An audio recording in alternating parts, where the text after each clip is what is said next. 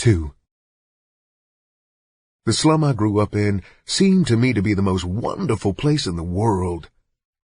My early childhood was pleasant, and it was a rare occasion when I saw something in a store that my mother couldn't buy for me.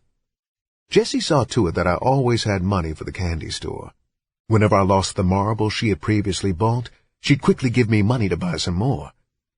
Most of us kids loved the backyards and alleys that we played in with our slingshots made out of discarded tire tubes. We overturned garbage cans in the hope of startling a good-sized rat so we could shoot at it with our homemade slingshots. Between the alley cats, dogs, and us, we kept the alleys, yards, and run-down barns clean of rats during summer daylight hours. When night fell, it was the other side of the coin. The rats came out in full force, and many children were bitten because they had slept out on the porch to beat the evening heat. We lived in an upper flat on the second floor. Besides my mother and me, there was a big tomcat, that we just called Cat, who shared the flat with us. Before Jessie would go to work at night, she always managed to run Cat down and toss him in my bed with me. For me to mention sleeping out on the front porch at night was taboo, so I would play with Cat in my large bed until I fell asleep. I didn't know it at the time, but she did it because of her fear of rats. After tucking me into bed, she would ruffle my hair and kiss me on the cheek. "Well, little pimp, I got to go and catch 'em now. You be good, and I'll let you count the trap money in the morning," she'd say, before turning out the light and leaving me on my own until she came back sometime in the morning. On a few occasions, she didn't get back in the morning. When this occurred, one of my mother's girlfriends would be in the bed with me when I woke up. When this happened, I know that Jessie wouldn't be home until later that day, so I would go downstairs and have my breakfast. The woman who lived under us had a bunch of children, so one more mouth didn't make too much difference. When we played in the backyard, the boys next door would call them the welfare's pride and joy. If I'd laugh too much, the little girls who stayed under me would remark, "Ain't no sense you laughing, fool, 'cause your mammy ain't nothing but a whore." I'd look at them and grin. "You're the fool, girl. You and your sisters and mammy need to get off welfare and become whores." This would cause all of the kids in the yard to laugh, and I'd join in with them. At the age of 5, it's pretty hard for a child to understand the meaning of whore. If my mother wasn't home after I ate lunch, I'd wait till the woman upstairs woke up, and then she'd take me over to Big Mama's to stay. This made me think I was the most fortunate boy in the world.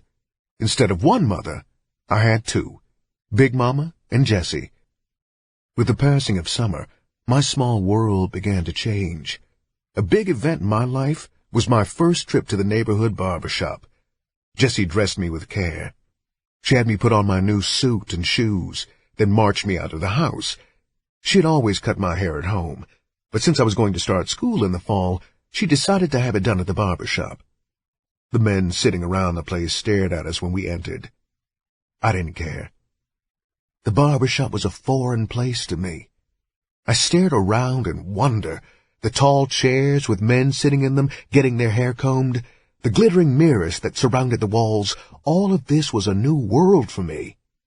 The loud music from the jukebox made my feet sway with a beat as I danced along beside Jessie, keeping up. She seemed unconcerned as she walked me up to an empty chair. She spoke to a short, fat, balding barber. "I want you to cut it off the back real good, but don't take too much off the top." The barber sighed. "Why is it, girl, every time one of you bring in a red nigger, you always say just cut a little off, but when you bring in a black boy, you want it all cut off?" Jessie stared at him coldly. "Nigger, all you got to do is look at your head in the mirror, then look at his hair. But that ain't here nor there. I ain't got nothing to do with how you cut some little black boy's hair. What I'm worried about is how you cut my little red nigger's hair. So you pay heed, nigger, this red one is mine, and you cut it like I say." She whirled on her heel and stalked out. The men lounging in the shop laughed loudly. One heavy-voiced man roared over the noise, "I bet you cut that boy's hair right, Lou." Lou seemed to take it as a joke. He smiled, displaying a row of yellow-stained teeth. "That's just what I was telling you boys the other day. A nigger couldn't give me no black woman. They is the most meanest woman God ever put breath in." He continued, You damn near got to be crazy to fight with Jessie anyway. She fights like a man." Another bystander spoke up. "Shit, man, consider yourself lucky if she fights and don't do no cutting. That black girl there sure enough mean with a razor." The barber rubbed my head, the way Jessie did sometimes before he started to trim my hair. After he finished with my haircut, he bought me a pop and sat me up on top of the shoe-shine stand. "I wonder where your ma went?"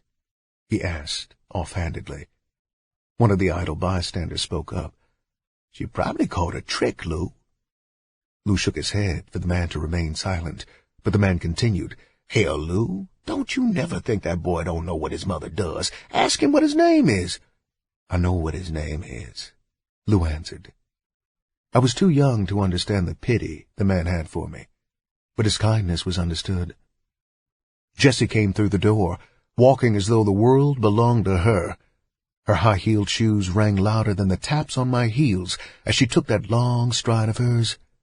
She stopped and swayed, her hands on her hips. Every eye in the barber shop was on this tall black woman who carried herself with such pride.